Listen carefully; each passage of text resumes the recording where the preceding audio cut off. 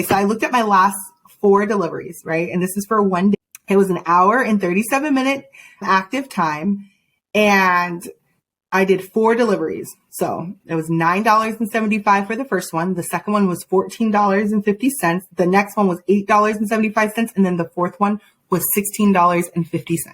So those were 4 deliveries in an hour, and it was $49.50. It was an hour and 37 minutes. So I have to stay honest. Wow. $49.50 was the total for that.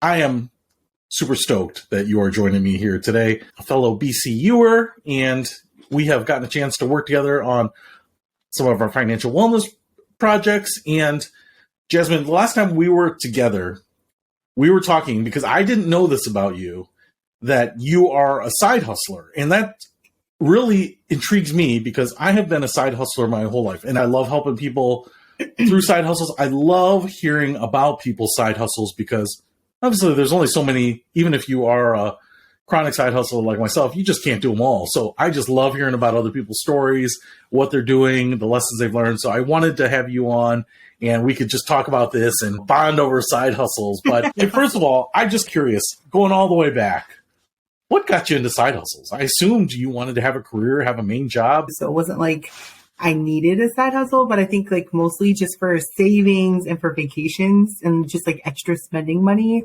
And I like to have my nails and my hair and everything. And so I use the money for things that like I don't necessarily need, but that I want. And so I was looking for ways that take like minimal effort. So like, how do I make extra money, like an extra like grand a month without having to work too hard? So I hear you. I think that's important to know because I think when I first started talking about side hustles, one of the reasons that people don't want to talk about them is because they assume people are doing side hustles because they're in dire financial straits. A friend of mine, AJ, and his wife, he's a vice president of a financial institution.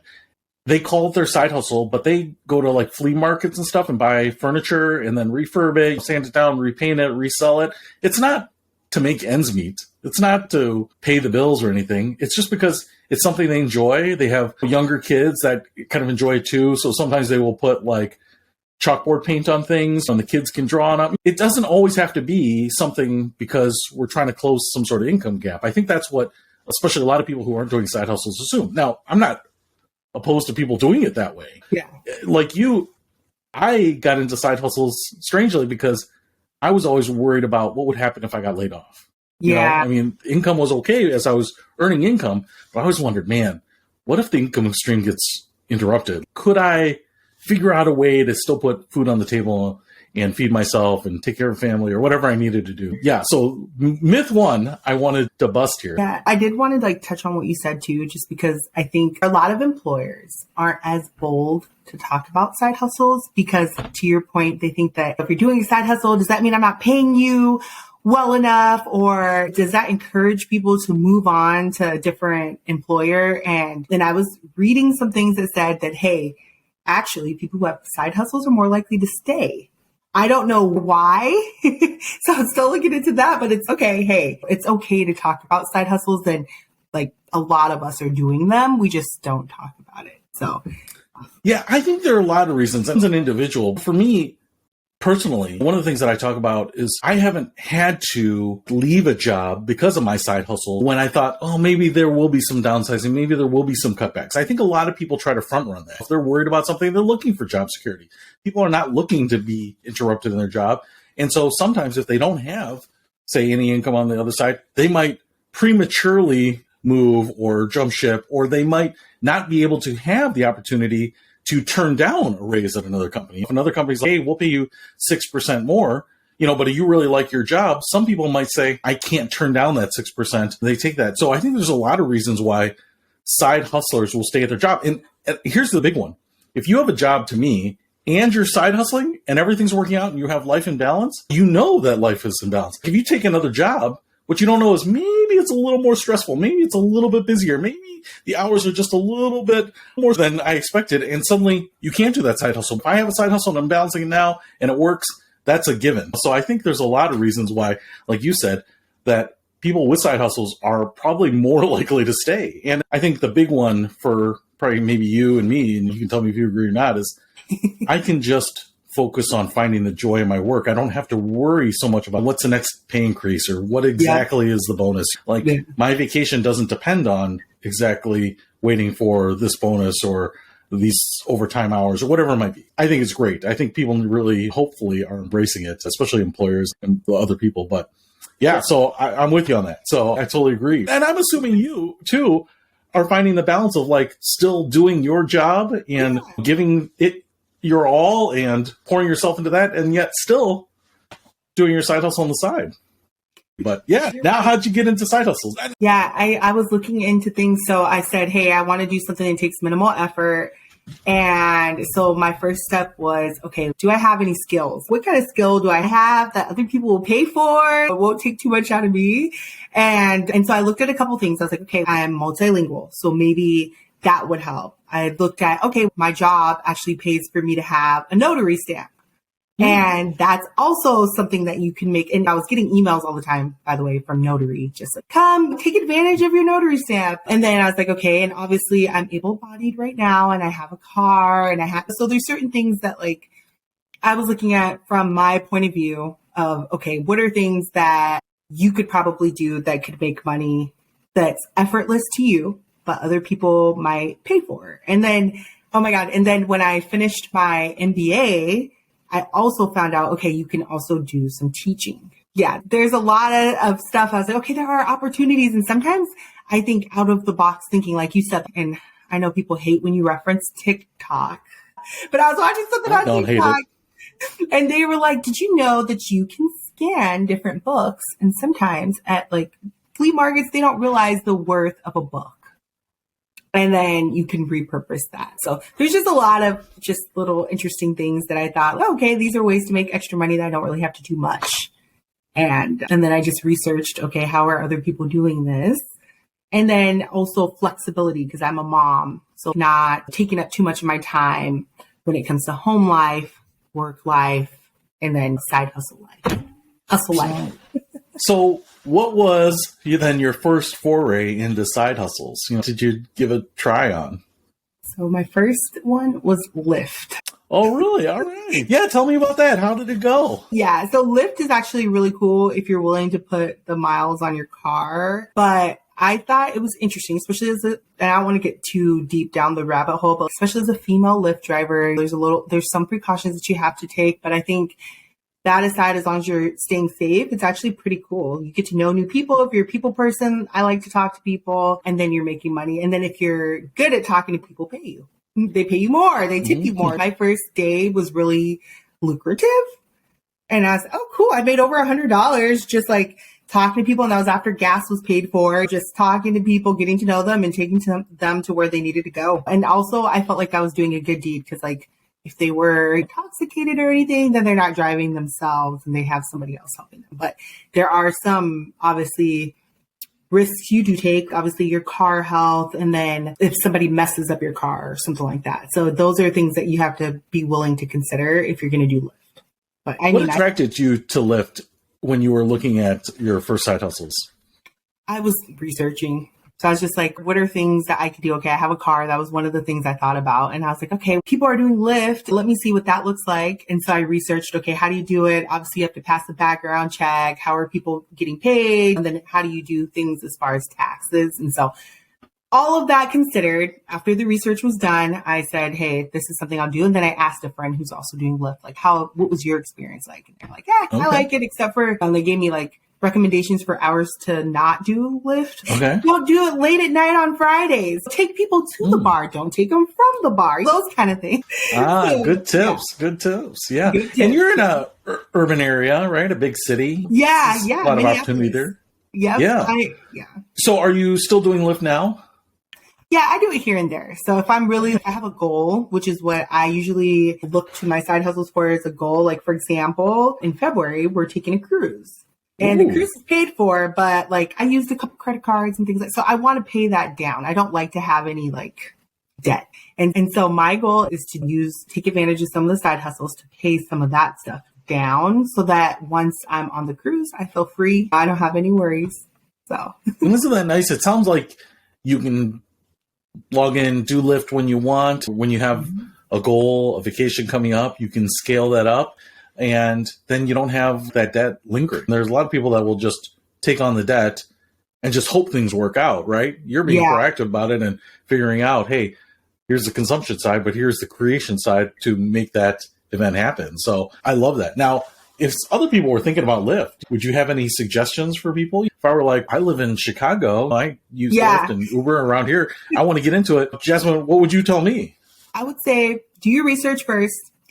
See what people are doing in your area, because with Lyft, you can pick what areas you want to Lyft.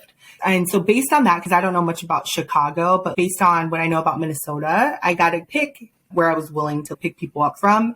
And so I am technically close to the big city, but like I do live in a suburb now. And so I could pick whether I wanted to go like from my suburb to out to the big city and back, or if I just wanted to keep it local. And so I did reach out. But for you, as far as advice, I would just say, look into that. See what other people are doing in your area. You have options. You could either do your own car. You could rent a car. Once you start doing Lyft, you do get discounts on renting cars too. So that's cool. And then you do have to get your car checked and to make sure that it's safe, and obviously all of those kind of things. So just research. That's the main thing. Make sure you have a safe vehicle. Make sure you're going to safe cities, and make sure you are being smart in how you're operating.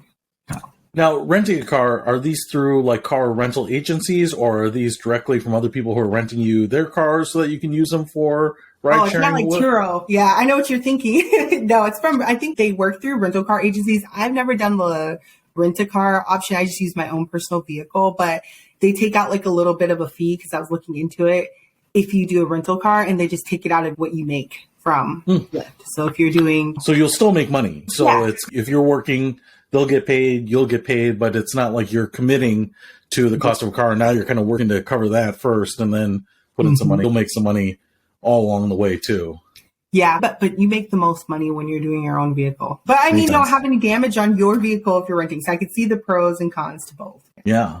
Now you mentioned, I think you did go to the city in your area. Is that the service you provide? How did you choose that as opposed to just staying local, or I don't know, the airport or something like that? How did you pick it? What was the advantage of like your zone? I feel like the metropolitan area is a huge advantage, just because there's lots of people going downtown, going to the bar, going out after work. And so my obviously working hours are after work.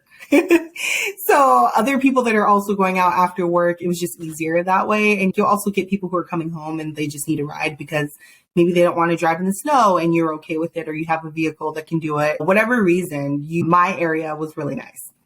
Is people are coming back and forth from work. And then I listened to my friend's advice, which was like, don't go too late at night. And it's okay, perfect. So I got pretty friendly people. How important was it for you to have a friend who was doing it for you to decide to do it? I think probably like 85% important. Okay. if that's a way to say it. But yeah, definitely important, just because I feel like word of mouth helps. Just like, hey, how did this go for you? You can watch a video on anything, but if you actually know someone who's been through it, if that makes it a little easier. Yes, I agree. Have you ever ordered Instacart groceries that are delivered, purchased, and then delivered to you? Yeah. A friend of mine, I actually started using Instacart as a customer because a friend of mine was doing an Instacart side gig. And it was just really fascinating, kind of like we're having this conversation here, just how it works and the way she got into it, kind of like you said. She was in a grocery store and someone was wearing an Instacart shirt. And she went up to them and said, "Oh, do you shop for people?" And that person asked her if she wanted to shadow her for a day and just kind of see how it worked. And she did that. And a big thing about this, I think, is just to have some people pulling back the curtain, just showing you how it works. Because I think a lot of times it's not the activity or the time or the skill, but it's just we want to know the details. We want to see the ins and outs because there's so much, oh, this is great. It's a great opportunity. But then you're left wondering about what are the details? Like, when should I drive? And where should I drive? And all of these other things. I really love that you had someone that was able to do that for you, because I think that's what a lot of people need, is just a little bit of peek behind the curtains from someone that they know and trust. Cool. But that's not the end of your side hustling. As far as I know, you are a little bit of a chronic side hustler too. Like, what's next? So now you got the taste. You got the side hustle taste in your mouth, and you're like, this is delicious. Yeah, I was like, this is great. And what you were saying, I also I don't want to say bother people, but one of those people who, if I'm taking a Lyft with you and you're the driver, I might ask you some questions too. Like, how do you like doing this? Is it a toll on your car? Do you like it? So I was doing a lot of that as well. So friend, and then also just asking people who are giving me the service themselves. So now, obviously, like for work, we travel and then we take a Lyft sometimes back to headquarters. And so I would be asking them, and whoever's riding with me is so annoyed. Why are you bothering? I'm sure they're annoyed. I don't want to talk to you, but how do you like this? So that too. But then, yeah, not the end of my side hustle journey. I also, like you mentioned, Instacart, DoorDash, because I like DoorDash. I think it's lucrative only if you're in an area, I would say like metropolitan area, where people are actually ordering. And then in my suburb area, people order a lot from like big restaurants, and they tip as if they're tipping the restaurant. But I don't know if they realize that they're tipping the Dasher sometimes. And maybe I shouldn't say that on here, but they'll give you like your 20%. And that works out well for me. So I feel like I know that I've been tipping the Dasher, because it's a big lift.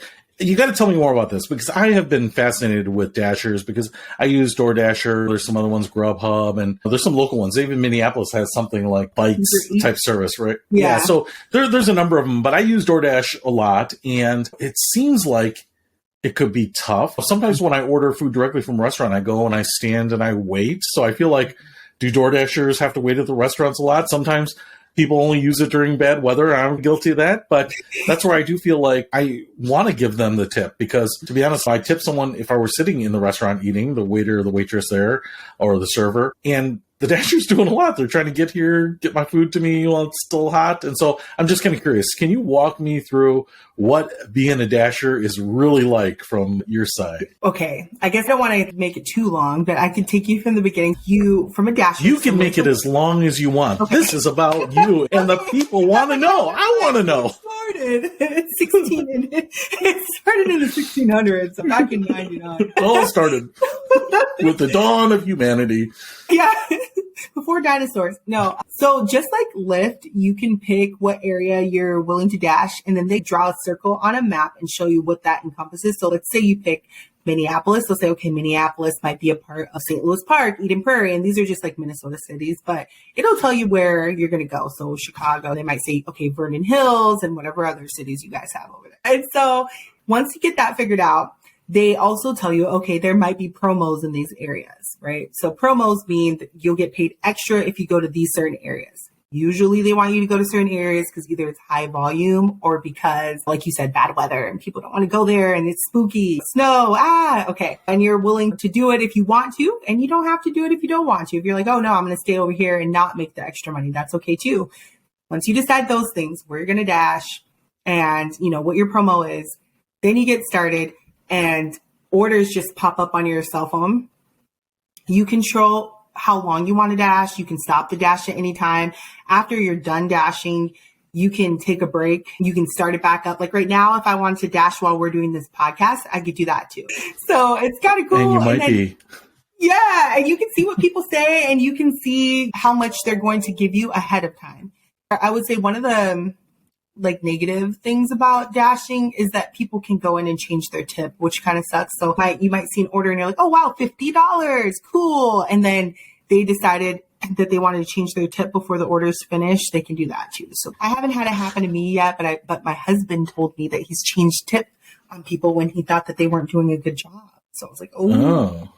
So dashing is highly rated on customer service. So a dasher can be kicked out of dashing if they don't have a 4.2 satisfaction rate. So once if you're under 4.2 for whatever reason, you're in the zone where they could kick you out. So you want to do more dashes and get very good customer service. So whatever you rate your dasher, that's super important. Gotcha.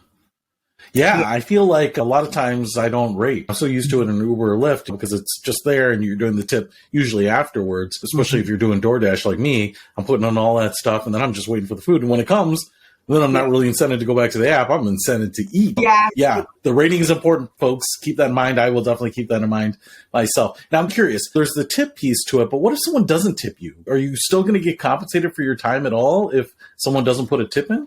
Yeah, so you start off at a base rate that varies depending on what state. The base rate is really low. Okay. But then if there's a promo, then it can get higher. So usually I only go out during promos, just to be honest, where they're saying we're paying extra $3, $4, $5, right? And so then your base starts with your base plus the extra $5 or whatever they're going to do.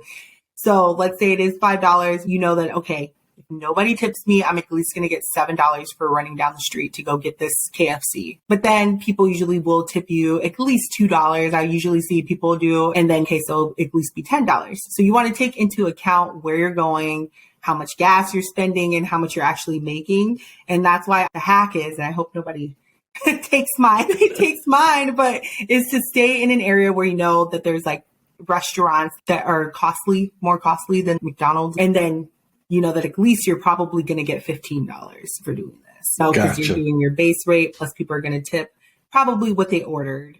And then a lot of people like you, Peter, are considerate of the Dasher, and they think about it like, oh, they're probably waiting at IHOP for my pancakes. I'll tip them. Yeah, you get updates in the app sometimes. I mean, if you're impatient like me and you're like, is my food ready? And it'll say Dasher at the restaurant, I think is what it says. It'll tell you like what's going on. And then I feel for them because I'm like, I've gone there before, and sometimes you're just waiting. But, tell me about the experience. Are you waiting? I noticed that a lot of places now will have like shelves or tables set up for Dasher and Grubhub and some of these others, right? So it looks like they try to accommodate the delivery services, but like from a experiential standpoint, are you having to wait? Is it usually ready for you? How much time are you spending? And can you get in multiple deliveries within an hour? What does it take from your standpoint? Yeah. So some restaurants, like you said, are super long, but most of the time they have the order ready already and it's on that shelf that you see. And then you just get your bag and you put the food in the bag and you go. And sometimes during your order, you'll have another order or multiple orders pop up at the same time if they're in that area. So let's say Peter ordered Chipotle, but then Sarah was also craving Chipotle and they just realized that. They'll hook you together and they'll say, would you like to take Sarah's too, please? Because she's also going to Vernon Hills. And then, so now you're like, yes, definitely, like 10 and 10, and you're just adding it up and you're like, wow, this order was $50 or $60 because now I have not only you, but I have Sarah. And so that's why sometimes though, when you're looking in the app, your order might take a little bit longer than you thought. And it just is because it's picking up 2 orders and then they're dropping off 2 orders. So on the way to your house, they're dropping off your neighbor's order as well. I have seen that. Sometimes it says picked up and I'm looking at it and I'm like, hey, wait, they turned the other way. Yeah. Oh my gosh. I texted someone that before actually. Now that I dash, I realize, oh, what an idiot. But like when I was waiting for my food, you get hangry, of course, and you're hungry. And sometimes those can be the best or the worst people to go with. And so I texted my dasher, like, I see that you made a left here. You were supposed to make a right. And they text me back very politely. I'm like, oh, I'm just finishing up an order and I'll be right there. And I was like, oh, so they have multiple orders. And now that I'm doing it myself, I'm like, oh, I see. That was almost too much information. You can track them. Yeah. And I think they were just like on the other side of the block. It was just a little weird. I was like, oh, maybe they got lost, turned wrong or something, but I still got my food. It was good. And it was just fine. I'm curious. I've always thought about this. One of the things that I actually like out of the pandemic is that like deliveries are just left at the front door. Remember like when you'd order pizza as a kid, you'd knock, you'd give them the pizza because you were giving a cash tip at that time. The fact that you can do that all at once, I really like because now they can just drop it off, leave. I can just open my door, grab it. What do you feel about that as a dasher for someone on the other side? Is that something you actually like or don't like? I'm just kind of curious. 2 things. So I love and this is not because I don't love my customers, but I love when people say, just leave it at my door. But sometimes after I leave it at someone's door, I'll see them like creeping like out there. And sometimes we'll catch like an awkward eye contact and I'll just, just kind of, or I'll be leaving it at their door and then they'll open the door, and it'll just scare me. But for the most part, everybody's pretty nice and they're just excited to get their food. But yeah, the best is when you just leave it at the door. We walk away. I know you see me. Sometimes they have cameras that are like, you are on camera. So you're like, okay. I usually wait for the bell and then I usually give a 10-second countdown. All right. I'll let them get back to their car. If I see them in the car, I'll give a wave as they're going, leaving. But yeah, I like the no contact. Not because I'm a germaphobe or anything.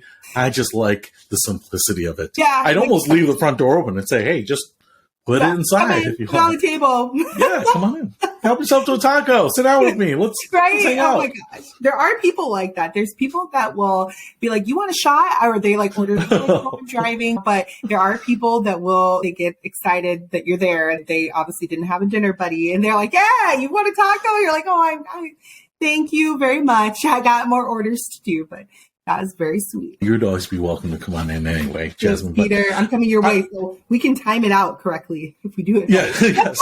Make sure it's your last one, because we're going to do some shots. You might have to call a Lyft to get. Right. So how many can you get done in a reasonable amount of time, too? And I guess if you're making, let's say, call it $7, $8, $9 for a delivery, that's actually the hourly rate around here. It's like minimum wage in this area. So you're actually doing better than minimum wage if you just do one an hour. But I'm guessing if you get 2 deliveries from the same location, or you can maximize where you're delivering to, you could probably do pretty good, I'm guessing, huh? Yeah, I would say if I look at sorry to take it here, but if I look at this, I would say the average is probably $27 an hour. Wow. Wow. But obviously you can make more or less, but I would say that's the average, because as I'm looking, they tell you at the end, like how long you've been active, and then they tell you how much you made, and you can get paid out right away. And so that's really nice too. But just remember to save some, and remember, like, you will have to pay taxes eventually. Good advice for any additional income you make. So pay your taxes, folks. Yeah. So like, I'm $27 an hour is really attractive. I did want to share something with you, Peter. So I looked at my last 4 deliveries, right? And this is for one day. It was an hour and 37-minute active time, and I did 4 deliveries. So it was $9.75 for the first one. The second one was $14.50. The next one was $8.75. And then the fourth one was $16.50. So those were 4 deliveries in an hour, and it was $49.50. It was an hour and 37 minutes. So I have to stay honest. Wow. $49.50 was the total for that. And that's including like what they did as a like dash, and then what the tip was. So it wasn't bad, right? Because I was like, okay, I'll just go do 4 deliveries, and then I made $50. That's kind of amazing. And it's actually way more than I would have expected. I also wanted to ask you a little bit about weather. So you're up in Minneapolis, we're in Chicago, but man, you get some weather up there. You've already gotten, holy smokes, I've heard a bunch of snow. We don't have really any snow yet, but you guys don't have. It's so weird that we're so close and like we have all this snow, and you guys. Yeah, it is, because I don't feel like the weather should be that different. And if anything, like when you get it, I feel like we should basically get that weather the next day as it drifts out. But I went out without a jacket today. Grass is frozen, but it's visible, so. I mean, I don't know, 38, 39 degrees. It's not that cold here. But you guys have gotten snow. You guys get bitter cold. I've been up there in February sometimes when I just cannot be outside with any exposed skin. I'm just kind of curious, does that boost like the dashing demand at that time? And do you try to capitalize on that? What is your philosophy on weather-related demand surges? It's hit or miss, because I'm a California girl. I moved here in 2015. And so I'm terrified of the snow, but I have noticed that DoorDash does offer more promos when they know that there's less dashers out on the road. However, I have seen where they've cut down dashing completely when it's severely bad, because they don't want to get in trouble for sending people out there. And I'm curious, it brings me to, I think, what is a logical question here, but is dashing better than driving a Lyft? You don't have other people in the car. You talked about security issues, but then if you're making, let's call it $30, $40 an hour dashing, you can be listening to your own audiobooks, your own podcasts, your own music, presumably maybe catch it up on a phone call with an old friend or something at the same time. I'm just kind of curious, if having done both and doing both, like, where do you put your time and why? So you can make more money with Lyft. And I think it's because you like spend more time with people, and it's like there's more at risk than just like a Chipotle burrito. But But I do more DoorDash. You're right. And it's because even though I speak a lot at work, I'm antisocial in my real life. So Ditto. I just like to give, even when people talk to me all of a sudden by accident at the door, I'm like, and so I have to remember, oh yeah, you're a person. Hi, have a great night. But I prefer DoorDash because like you said, like I'm listening to my own music right now. It's reggaeton for me. So like I just listening to that and just like listening to my podcast and doing my thing, sometimes talking on the phone, like you said, but obviously way more independence when it comes to dashing. And even when you go in the store, it's usually like ready right there. And so you go in for a second and have to see a person. But then after that, most people are like, leave it at my door. There were a few weird times where like people were in hotels or like in apartment buildings. And then you have to like, they want you to go inside and bring it up to their room. That's where I'm like always a little creeped out just because it's like, it's a little personal, but usually they leave their door closed. They don't even bother you. They're just like, so will you take it right and leave it at their hotel door, kind of like a room service would or something, and then just mark it delivered? Yep, book it as quickly as possible. Gotcha. Usually run. Somebody said once to just leave it outside the elevator, and I was like, that's really weird. There's no table. But you know what? Whatever they say in the comments, so when you're ordering DoorDash, whatever you put in the comments is what we're supposed to live by. So if you say, hey, come here, unless like, for example, the hotel staff or someone said, can't go up there, then we have to let you know, okay, it's in the lobby, etc. But so to get good ratings, because I'm a top dasher right now, I usually listen to everything the comments say and just, exactly as they say. So some people Do you ever get to rate the orderers in Uber or Lyft, right? The drivers rate the passengers sometimes too? Yeah, but you don't get to do that with Dasher. But you can put things like building hard to read or hard to find, or like you can give tips like second building on the left or something for this person. But I don't know if they ever show up because I've never seen tips in my or hints in my actual orders, but I know you can write comments. Great point. I definitely have a greater appreciation. I like it, and especially on days when you just don't want to go out. And as a California girl, I mean, there are times when I've got the fire going and a glass of rosé, and I am just not leaving. But I'm hungry, and sushi sounds great, or whatever it is. It's amazing how much convenience it brings to you. So I have been a big fan of it for a long time, maybe more than I should. It saves some money too. And we're in the tech age, man. You could have anything delivered to your doorstep now. And it just makes me eager for drones. Like, where are the drones?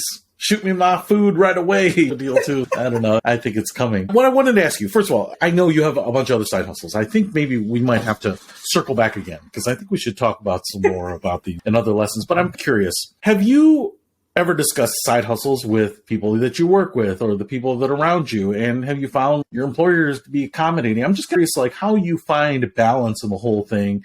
And is it something that you keep on the down low because you don't want people to think like maybe you're not fully invested in your work or whatever it might be? I'm just kind of curious, as a side hustler, what are you really thinking about? What really worries you being considered? I would say the first time that I accidentally mentioned to my boss that I was doing a side hustle, it wasn't on purpose. It was like, I mentioned it. I was like, oh yeah, while I was doing DoorDash. And I was like, oh, it kind of just slipped through the cracks. Nobody said you had a moment of, okay. Yeah. And then I would say the second time that it happened, it was because we were talking about maybe doing a presentation about side hustles, which is something that you and I were talking about. And so we had side comments and we were like, oh, this would be interesting. And that's where I learned that my boss specifically was excited for me because she herself has a lot of side hustles too. And I was like, oh my God, you have side hustles? And she's like, oh yeah, as long as it doesn't take up from your main job, it's fine. But she says most of the time people aren't looking to replace their job with side hustles. And that's how I learned some of the statistics that I announced earlier.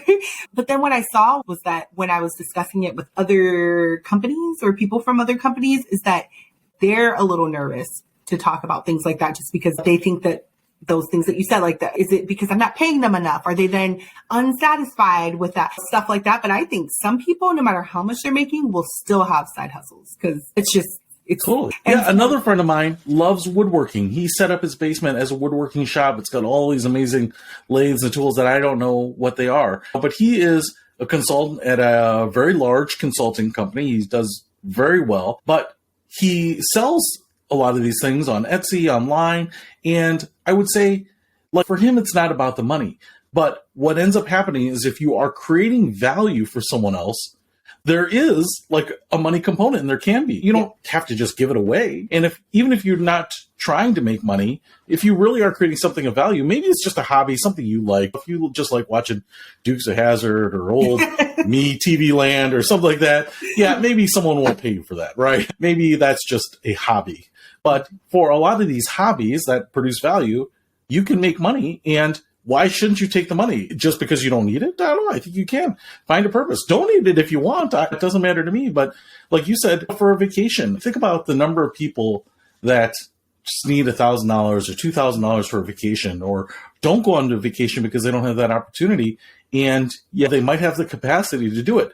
I saw a stat. I look at all these stats because one of the big things that when I talk about side hustles, a lot of people say, what about the time? Where am I supposed to get the time? Yeah. And I saw something between TikTok and YouTube. People spend an hour 20 a day on it.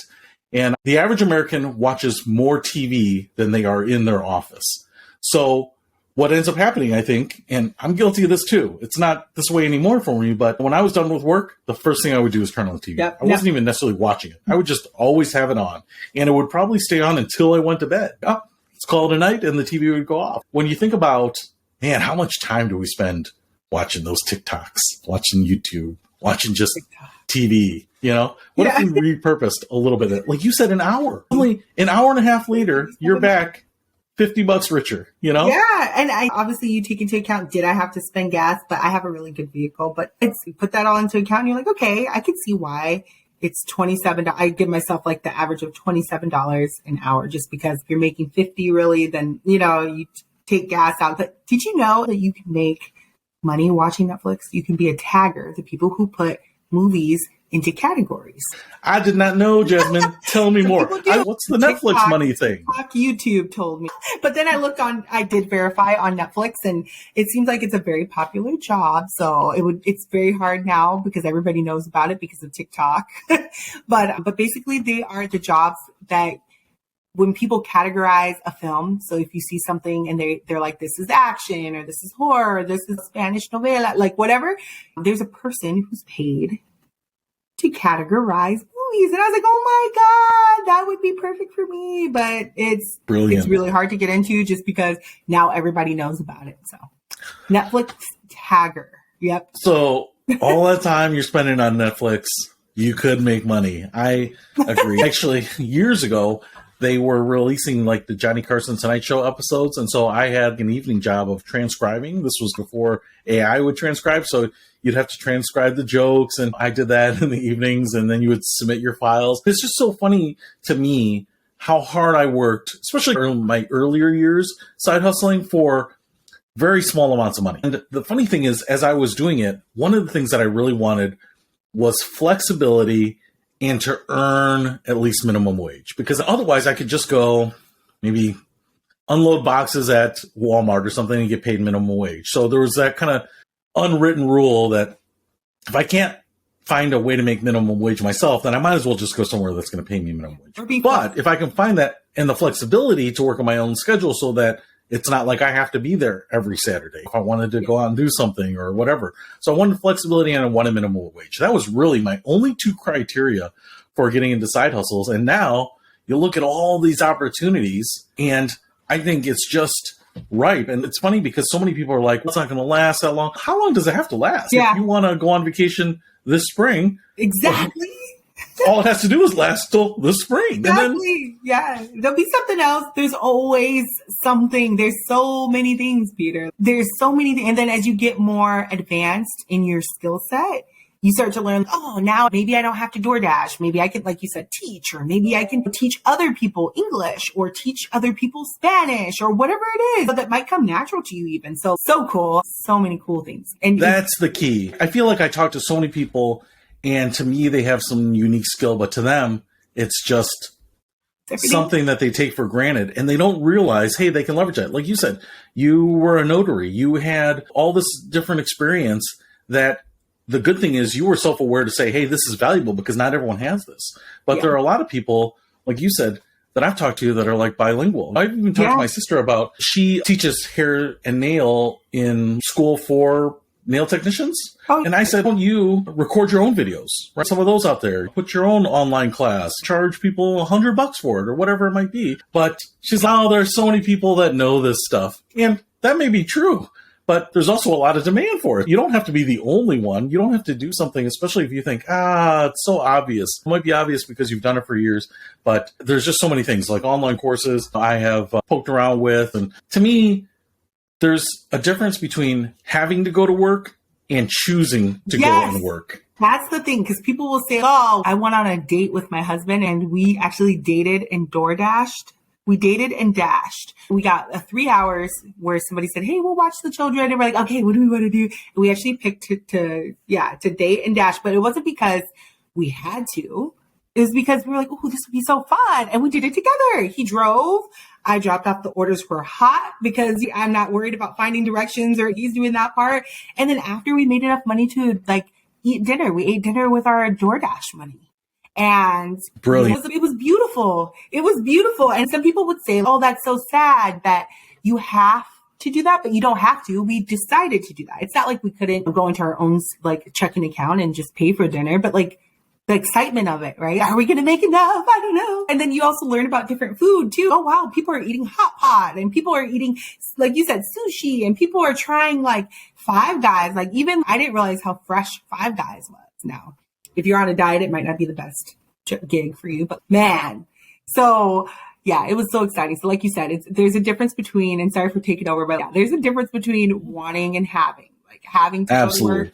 You get that second shift at Walmart and unloading boxes. Now every Saturday you can't go out because you're doing that, and not to put a specific company, but just anywhere, right? And then you're like, I could use $100 to go out later tonight. It can be fun. I am totally with you. We have a small business, and sometimes when there's a lot to do, my wife and I will just kind of work on stuff together to get it done. And it's great. And we make fun of it because a lot of times it's just simple routine stuff that we're doing. But again, we're together. But it was just fun. I have some just great memories of doing some of these things. And it's empowering, I think, in a way, because you're controlling your own destiny. You're controlling how much you work, and you're deciding what your time is worth and what your value is worth, as opposed to sometimes when you get stuck in a career path, or maybe it's not even a career, maybe it's just a job. You're just going to a job, you're phoning it in, you're showing up, you don't have control over pay raises or hours worked or any of that stuff. And it can be deflating. And I think for me, finding a side hustle has been an opportunity to say, hey, I can control my own destiny. Maybe not every dollar, but part of it. And I can be creative in that space, and I can find enjoyment and educate myself and learn more. And there's just so many pieces of value that I get from side hustle other than just the money. And in many cases, sometimes the money is the least important part of it, because what did that money do for you? It gave you an experience with your husband to go out and dash together, and it gave you basically a paid for dinner. Yeah. So in the end, it was about you spending your evening with your husband, having a relationship, having freedom, having a good time. And the dashing was just the mechanism for making that happen. So I love it. I think we're on the same page about it. I actually love side hustles. I wish more people would embrace them. For the people that don't, I usually say, hey, don't worry about the time. Just find anything. What about 1 hour this month? How about that? And the beauty of the gig economy is you can try stuff. Hey, if you didn't like that, you don't like grocery shopping for people or something, then don't do it. Maybe you like walking dogs. Maybe you like cleaning windows. It doesn't matter. Like on Thumbtack, it's just amazing. I can find a service person for pretty much anything. Yeah. And a lot of these people are just independent people that do it on their own. Some of them work for a big construction company or contractor, and they just do some stuff for themselves. So anyway, I just love side hustles. Me too. There's people that'll fold your laundry, not even clean up the rest of your house, but just fold the laundry, the part that you hate. Do the laundry. There's people who will just put it away for you and then, bye, have a great day. I listen to a lot of things about side hustle ideas, and I was listening to a story about a lady that does pooper scoopering. So just it's kind of like house cleaning, but it's usually twice a week. They'll come to your house in your backyard, scoop up all your dog poo. And she says, you wouldn't believe how many people don't want to do that. And I've had a dog, and I do believe how many people don't want to do that. And then it was funny because I always thought about that. I was like, are there really enough people? And then the other day I was driving and I saw a truck that said the mobile pooper scooper. So there was a big truck going around to houses doing their poop. So people are just outsourcing it, which is, there's a saying that the successful person will do what the unsuccessful person refuses to do. And if you are willing to do some stuff and control your own destiny, there's probably something for everyone. And God bless them. That is doing God's work, I tell you what. But yeah, I don't know if I would do pooper scoopering, but I am grateful that there are people that will. Yes, we need all kinds. But yeah, I would just encourage people that are thinking about it. But if you've ever been tempted by a side hustle, find someone who can give you the ins and outs of it. Maybe give it a try. Maybe give a few things a try before you write it off. But like I said, how nice is it for you to go on vacation knowing it's paid for? Yeah. Yeah, that's nice. That's the thing. So awesome. Thanks so much for sharing that. Thank you. Thank you again, everyone, for joining us for another episode of Life, Money, You, where we talk a little bit about life, a little bit about money, and hopefully you can get some ideas to make your journey to financial independence just a little bit more real. We'll see you next time.